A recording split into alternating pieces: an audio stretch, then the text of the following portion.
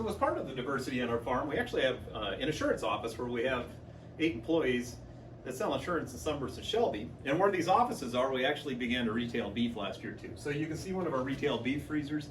We're going to be setting up a 10 by 14 walk-in freezer as well outside to store beef so we can get more butchered product to store as we ran out of hamburger and steaks already here for the year. So as part of that, we had to get licensed with the Montana Department of Livestock. They have to come up and look at where the freezer is at and make sure that it's sanitary and that the freezer is approved for storing meat for retail.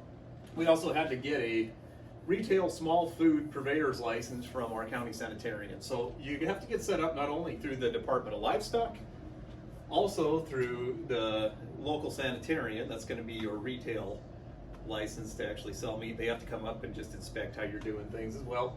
And then the USDA actually would become somewhat involved as well if you're going to start shipping meat outside of the area, which we are, which we've been in contact with the USDA lady as well. So anyways, the licensing confusing because the two agencies don't talk to each other, but if you get lined out with your sanitarian and get lined out with the Department of Livestock, then you can legally retail meat. The meat has to be butchered at a state inspected or a USDA inspected plant. So that eliminates a lot of the smaller local butcher shops. Your meat actually has to have this stamp on it then. If you can see here, this has the USDA inspected stamp on the bottom of the meat.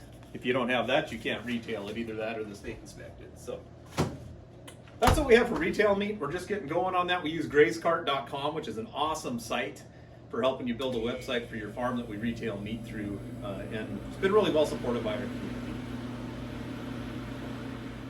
So here's the other part of the diversity on our farm and ranch operation. We actually got in a partnership with Ben Taylor Inc.